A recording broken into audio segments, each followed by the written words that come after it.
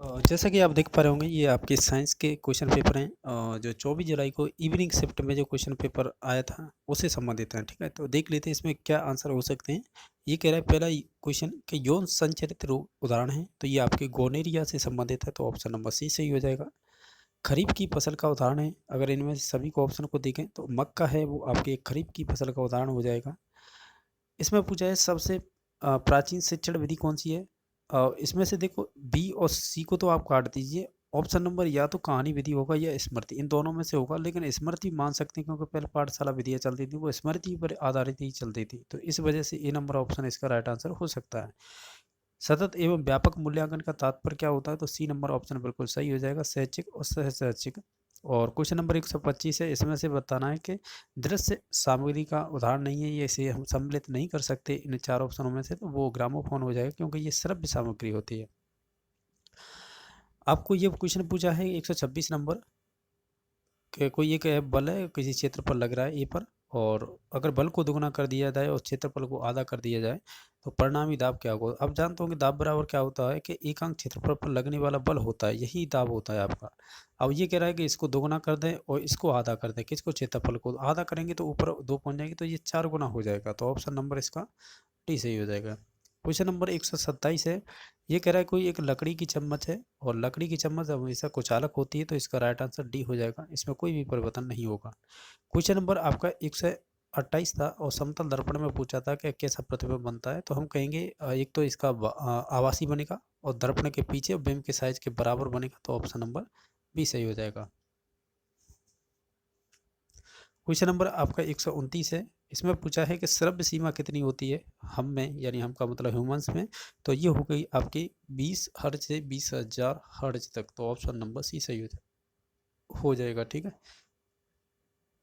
Question number 130 है, LED का पूरा नाम क्या होता है? तो इसे हम बोलते हैं light emitting diode, option number D सही हो जाएगा।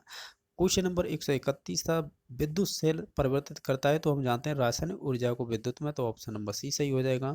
ये कह रहा है सूर्य से दूरी के अनुसार क्रम में बताना है, सूर्य ये है और इसके बाद जैसे पहले बुध आता है, फिर उसके बाद शुक्र आता है, फिर उसके बाद पृथ्वी, फिर उसके बाद मंगल, और इस प्रकार ये क्रम बताना है। 4 ही पूछे हैं, तो ऑप्शन नंबर सी सही हो जाएगा।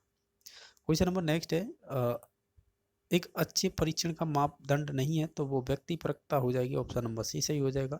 अगर चींटी आपके काट जाती है तो इसके लिए, सॉरी चींटी नहीं, चावल की सूखी डंडियों से चावल के पृथक्करण के प्रक्रम को क्या कहेंगे? तो इसे हम थ्रेसिंग कहते हैं, तो ऑप्शन नंबर बी सही हो जाएगा। क्वेश्चन नंबर 135 है, समुद्री जल से साधारण नमक बनाने के प्रक्रम को प्रयुक्त पद क्या होगा? तो हम जानते हैं वाष्पीकरण करेंगे इसके लिए, तो ऑप्शन नंबर सी सही हो जाएगा, जिसे वाष्पन वेपराइजेशन बोलते हैं, तो ऑप्शन नंबर सी सही हो जाएगा।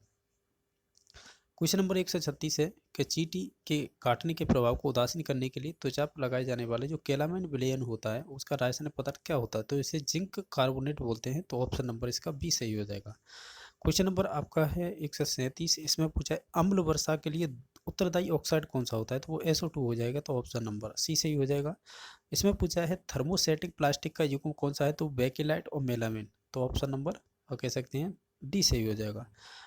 क्वेश्चन नंबर नेक्स्ट है कि किलोग्राम जूल या प्रति किलोग्राम इकाई में सर्वाधिक ऊष्मीय मान वाला ईंधन कौन सा है? यानी केजे ऑब्लिक केजी कह सकते हैं, सर्वाधिक आपकी ऊष्मा किस में होगी? और ये आपके हाइड्रोजन में होगी। ये वीडियो का जिन्होंने भी एग्जाम दिया है वीडियो का, ये क्वेश्चन उसमें भी पूछा है। ठीक है, नेक्स्ट देख लेते हैं। एक विद्यार्थी द्वारा प्रयोगशाला में प्रयोग किए जाने वाले या प्रयोग किए जाने में निहित शिक्षण साधन का प्रकार कौन सा है? तो ये क्वेश्चन कुछ जैसे हम तो इसी पे जाएंगे, क्रियात्मक साधन ही होता है एक तरह से प्रयोगशाला। ये सर्व दृश्य भी हो सकता है क्योंकि इसके अंदर हम देखते भी हैं और सुनते भी हैं, तो ये भी हो सकता है, लेकिन क्रियात्मक इसलिए रहेगा क्योंकि बच्चा खुद करके सीखता है, तो इस वजह से ऑप्शन नंबर 4 पे जाएंगे। और नेक्स्ट क्वेश्चन है 141, किस समूह में एक कोशिकीय और यूकैरियोटिक जीव सम्मिलित किए जाते हैं? तो ये आपके प्रोटिस्टा में आते हैं, यानी प्रोटिस्टा में आपके यूकैरियोटिक आएंगे। ठीक है, तो ऑप्शन नंबर बी सही हो जाएगा। क्वेश्चन नंबर 142 था कि निषेचन के पश्चात एक विकसित और परिपक्व अंडाशय को क्या कहते हैं? तो उसे फल कहेंगे, और बीजांड से बीज बनते हैं। नेक्स्ट क्वेश्चन नंबर, प्रकाश संश्लेषण के लिए आवश्यक नहीं है, तो ऑक्सीजन है वो आवश्यक नहीं है। क्वेश्चन नंबर 144 था कि जो पौधे के श्वसन के दौरान जो ग्लूकोज का पायरुविक अम्ल में जो विघटन होता है तो इसे हम ग्लाइकोलाइसिस बोलते हैं, ये अनॉक्सी श्वसन में होता है, तो ऑप्शन नंबर सी सही हो जाएगा। ये आपके चाहे तो आपका क्रेब चक्र हो या आपका ग्लाइकोलाइसिस हो, ये स्टेप तो सभी में से कॉमन होता है जो ग्लाइकोलाइसिस का होता है शुरुआत का।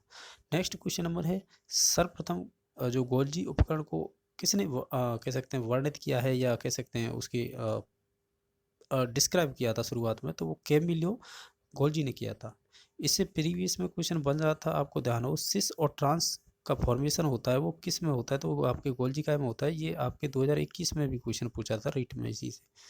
क्वेश्चन नंबर नेक्स्ट 146 था कि कौन से जीवाणु से मानव में जो काली खांसी बोलते हैं पर्टिटोसिस, तो ऑप्शन नंबर एक ही सही हो जाएगा। क्वेश्चन नंबर आपका 147 देख लेते हैं, जो मानव में त्वचा में श्वेत ग्रंथियां का कौन सा प्रकार होती है, तो ये आपकी एक्राइन होती हैं। क्वेश्चन नंबर नेक्स्ट है, विटामिन डी की कमी से कौन सा कमी से रोग हो जाता है, तो हम उसे रिकेट्स बोलते हैं, तो ऑप्शन नंबर डी सही हो जाएगा। क्वेश्चन नंबर 149 है कि मुकुलन द्वारा अलैंगिक जन्म होता है वो हाइड्रा में होता है, ये रीट 2021 में भी पूछा हुआ क्वेश्चन है। क्वेश्चन नंबर नेक्स्ट है, कौन सा हार्मोन है जो अंडाशय में अंडाणु के परिपक्वन को नियंत्रित करता है या कंट्रोल करता है, तो वो एफएसएस जो होता है, ऑप्शन नंबर ए सही हो जाएगा। इस प्रकार ये क्वेश्चन आपके लास्ट जो शिफ्ट थी उसमें पूछे गए थे इवनिंग में 24 जुलाई को। और बाकी वीडियो देखने के लिए धन्यवाद।